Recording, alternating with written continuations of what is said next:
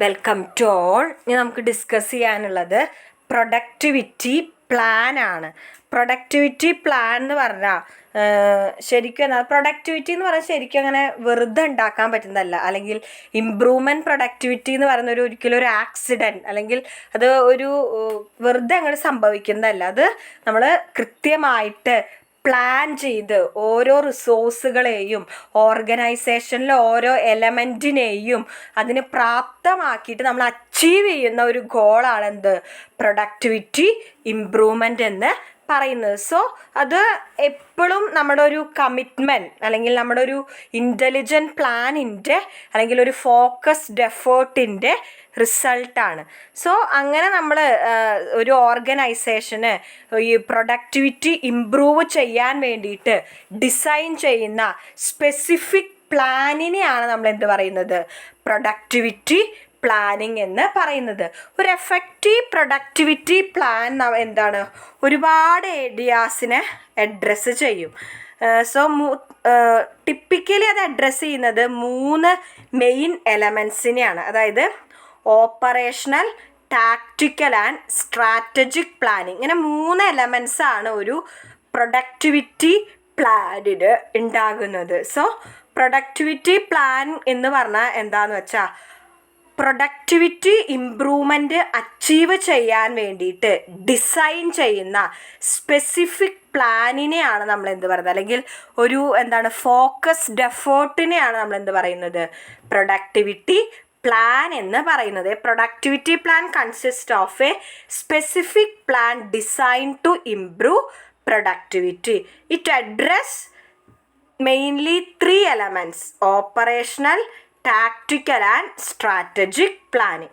അതിൽ elements of productivity plan എന്ന് പറയുമ്പോൾ അതിനകത്ത് ഫസ്റ്റ് വരുന്നതാണ് എന്ത് ഓപ്പറേഷണൽ പ്ലാനിങ്. ഓപ്പറേഷണൽ പ്ലാനിങ് എന്ന് പറഞ്ഞാൽ എന്താണെന്ന് ഉദ്ദേശിക്കുന്നത് ആര് എന്ത് എപ്പോൾ ചെയ്യണം എന്നുള്ള കാര്യങ്ങൾ കൃത്യമായിട്ട് പ്രീ ഡിഫൈൻ ചെയ്യുന്നതിനെയാണ് നമ്മൾ എന്ത് പറയുന്നത് ഓപ്പറേഷണൽ പ്ലാനിങ് എന്ന് പറയുന്നത്. അതായത് ആര് എപ്പോൾ എന്ത് ചെയ്യണം. ഇപ്പോൾ ലൈക്ക് വൈസ് എന്താണെന്ന് വെച്ചാൽ പ്രൊഡക്ടിവിറ്റി പ്ലാനിൻ്റെ കോണ്ടെക്സ്റ്റിൽ നമുക്കറിയാം പ്രൊഡക്ഷൻ എന്ന് പറയുന്നത് അൺഇൻറ്ററപ്റ്റഡ് ആയിട്ട് നടക്കണമെങ്കിൽ നമുക്ക് റോ മെറ്റീരിയൽസ് കൃത്യമായിട്ട് കിട്ടണം. അപ്പോൾ സപ്ലയേഴ്സും വെൻഡേഴ്സും മെറ്റീരിയൽസും നമ്മുടെ ഡേ ടു ഡേ വർക്ക് ആക്ടിവിറ്റീസും തമ്മിൽ എന്തുണ്ടായിരിക്കണം ഒരു കോർഡിനേഷൻ ഉണ്ടായിരിക്കണം. എങ്കിലാണ് നമ്മുടെ ജോബിന് നെസസറി ആയിട്ടുള്ള റിസോഴ്സുകൾ കൃത്യസമയത്ത് കിട്ടുള്ളൂ. സോ ഈ കാര്യങ്ങൾ പ്ലാൻ ചെയ്യുക എന്നുള്ളതാണ് എന്ത്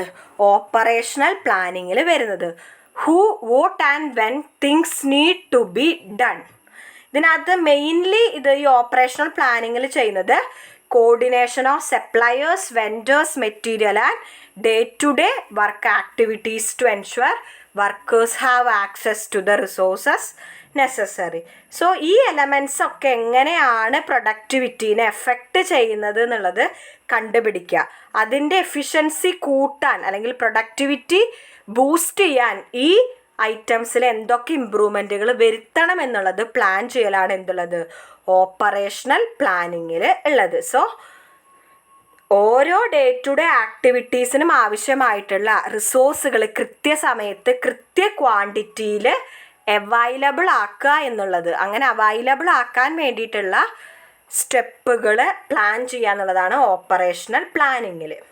ഇനി നെക്സ്റ്റ് വരുന്നതാണ് ടാക്റ്റിക്കൽ പ്ലാനിങ് എന്ന് പറയുന്നത്. ടാക്റ്റിക്കൽ പ്ലാനിങ് എന്ന് പറഞ്ഞാൽ നമ്മൾ എന്ത് ചെയ്യാണ് ബിസിനസ്സിൻ്റെ ഷോർട്ട് ടേം ആക്ടിവിറ്റീസ് നമ്മുടെ ബിസിനസ്സിൻ്റെ സ്ട്രാറ്റജിക് ഗോളുമായിട്ട് കൺസിസ്റ്റ് ചെയ്തിട്ട് അത് കൃത്യമായിട്ട് പ്ലാൻ ചെയ്യുക, ഓർഗനൈസ് ചെയ്യുക. ഷോർട്ട് ടേം ബിസിനസ് ആക്ടിവിറ്റികൾ ഓർഗനൈസേഷൻ്റെ അൾട്ടിമേറ്റ് ഒബ്ജക്റ്റീവ് അച്ചീവ് ചെയ്യാൻ വേണ്ടിയിട്ട് പ്ലാൻ ചെയ്യുക എന്നുള്ളത് അല്ലെങ്കിൽ സിസ്റ്റമാറ്റിക്കലി ഓർഗനൈസ് ചെയ്യുക എന്നുള്ളതാണ് ടാക്റ്റിക്കൽ പ്ലാനിൽ പറയുന്നത്. അതായത് ആരൊക്കെയാണ് ഓരോ ഒബ്ജക്റ്റീവും അച്ചീവ് ചെയ്യാനായിട്ട് റെസ്പോൺസിബിൾ ആയിട്ടുള്ളത് എന്നുള്ള കാര്യം ഡിഫൈൻ ചെയ്യുക. അതായത് എങ്ങനെ ഇപ്പം നമുക്കറിയാം ഓരോ റെസ്പോൺസിബിലിറ്റി സെൻറ്ററായിട്ട് തിരിച്ചുണ്ടാവും.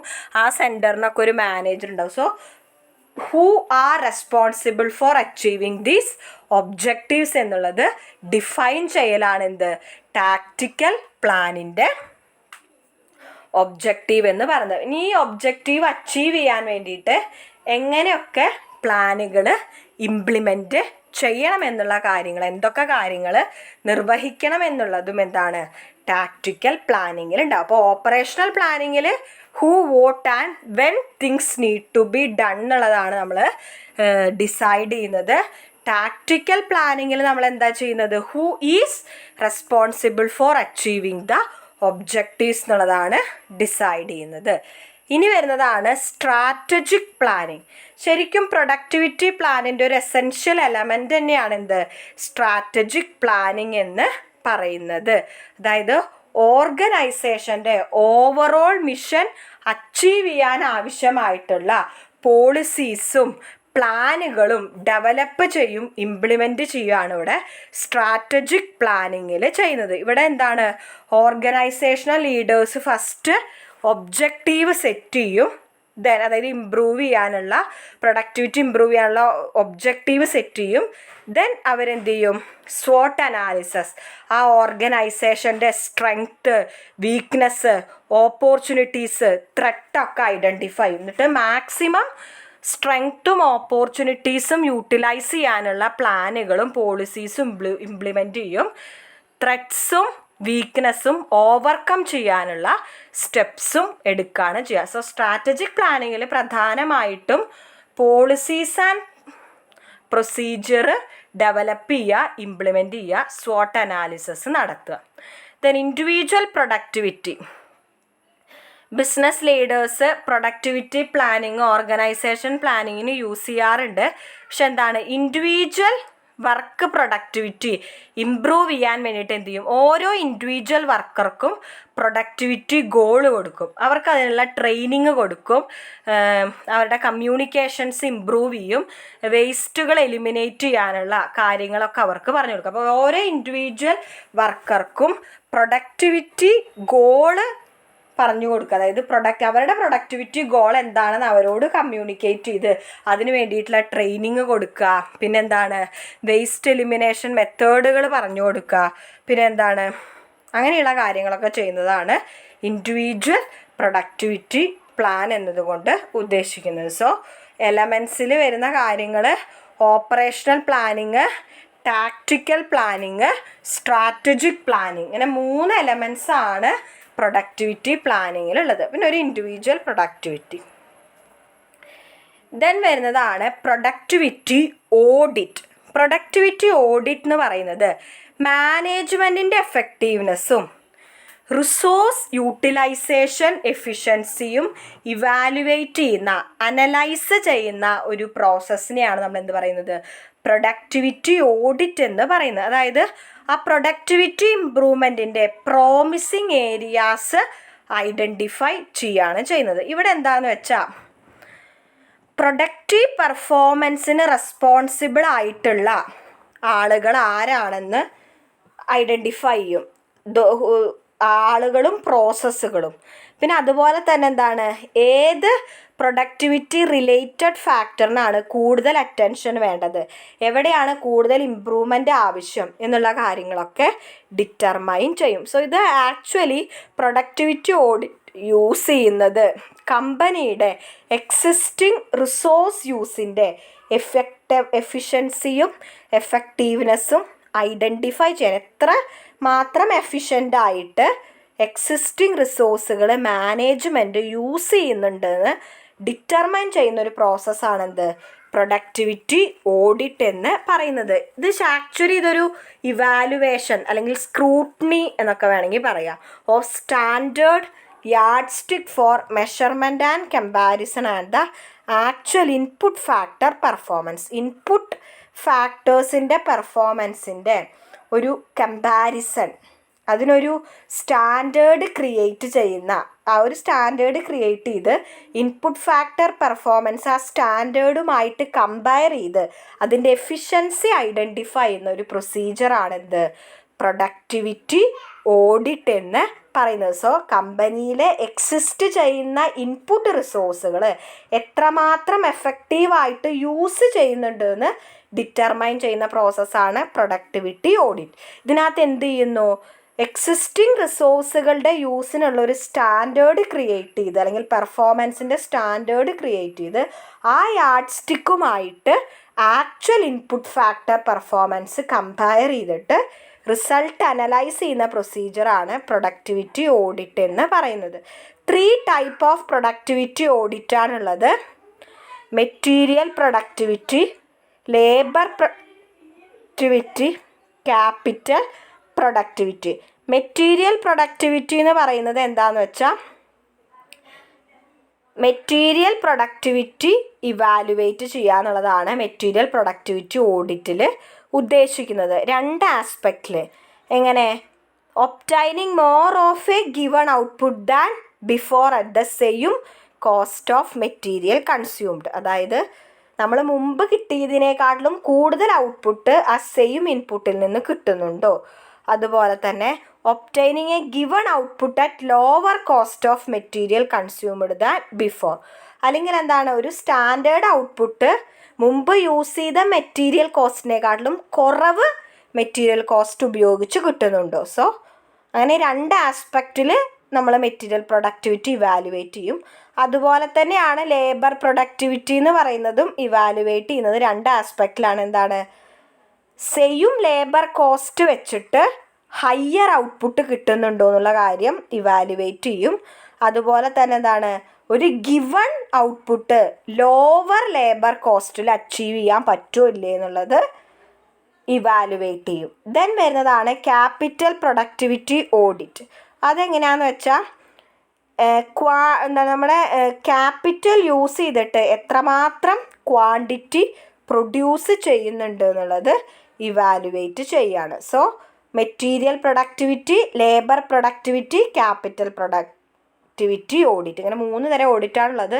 3 നമ്മൾ ഒരു ഗിവൺ ഔട്ട്പുട്ട് ലോവർ കോസ്റ്റിൽ പ്രൊഡ്യൂസ് ചെയ്യാൻ പറ്റുന്നുണ്ടോയെന്നും with the same cost of input നമ്മൾക്ക് മോർ ഔട്ട്പുട്ട് ക്രിയേറ്റ് ചെയ്യാൻ പറ്റുന്നുണ്ടോ എന്നാണ് ഇവാലുവേറ്റ് ചെയ്യുന്നത്. ദെൻ ഈ പ്രൊഡക്ടിവിറ്റി ഓഡിറ്റിൻ്റെ അഡ്വാൻറ്റേജസ് എന്തൊക്കെയാണെന്ന് വെച്ചാൽ, ഓർഗനൈസേഷണൽ എൻവിറോൺമെൻറ്റിലുള്ള ഓപ്പറേഷണൽ വീക്ക്നെസ് ഐഡൻറ്റിഫൈ ചെയ്യാൻ പറ്റും. എന്തുകൊണ്ടാണ് ആ ഗിവൺ ഔട്ട്പുട്ട് അറ്റ് ലോവർ കോസ്റ്റിൽ നമുക്ക് അച്ചീവ് ചെയ്യാൻ പറ്റാത്തത്, അല്ലെങ്കിൽ എന്തുകൊണ്ടാണ് at given cost of input higher output achieve ചെയ്യാൻ പറ്റാത്തത് എന്നുള്ള കാര്യങ്ങൾ മനസ്സിലാക്കും. ആ ഓപ്പറേഷണൽ വീക്ക്നെസ് എന്താണ്. ബിക്കോസ് ആ സ്ട്രാറ്റജിക് പ്ലാനിങ്ങിൻ്റെ ഘട്ടത്തിൽ വി വിൽ അനലൈസ്, അല്ലെങ്കിൽ we will conduct SWOT analysis, strength, weakness, opportunity and threat. So operational weakness identify ചെയ്യാനായിട്ട് ഹെൽപ്പ് ചെയ്യും. പിന്നെ വരുന്നത്, നമ്മുടെ റിസോഴ്സുകൾ പ്രോഫിറ്റബിൾ ചാനലിലാണോ ഉപയോഗിക്കുന്നത്, അല്ലെങ്കിൽ അത് വേണ്ട സമയത്ത് ഉപയോഗിക്കുന്നുണ്ടോ എന്ന് മനസ്സിലാക്കാനായിട്ട് പറ്റും. പിന്നെ വരുന്നത് എന്താണെന്ന് വെച്ചാൽ, എങ്ങനെ നമുക്ക് ഗോളും ഒബ്ജക്റ്റീവ് ഓഫ് ഫേമും എന്തൊക്കെ ടെക്നിക്ക് അഡോപ്റ്റ് ചെയ്തിട്ട് അച്ചീവ് ചെയ്യാൻ പറ്റും എന്നുള്ളത് മനസ്സിലാക്കാൻ പറ്റും. പിന്നെ വരുന്നത് എന്ന് പറയുന്നത്, പ്രൊഡക്ടിവിറ്റി ഇമ്പ്രൂവ്മെൻറ്റിനോട് സ്റ്റാഫിനും മാനേജേഴ്സിനും കൂടുതൽ ഉത്തരവാദിത്തം ക്രിയേറ്റ് ചെയ്യാൻ പ്രൊഡക്ടിവിറ്റി ഓഡിറ്റിന് പറ്റും. കാരണം അങ്ങനെ ഒരു പ്രോസസ്സ് ഉണ്ട് എന്ന് അറിഞ്ഞാൽ, അങ്ങനെ ഒരു പ്രോസസ്സ് ഉണ്ടെങ്കിൽ എന്താണ്, ആ റിസോഴ്സുകളുടെ പെർഫോമൻസ് അവിടെ മെഷർ ചെയ്യും, ഇൻഡിവിജ്വൽ പ്രൊഡക്ടിവിറ്റി മെഷർ ചെയ്യും. So they will have more obligation to achieve the productivity improvement.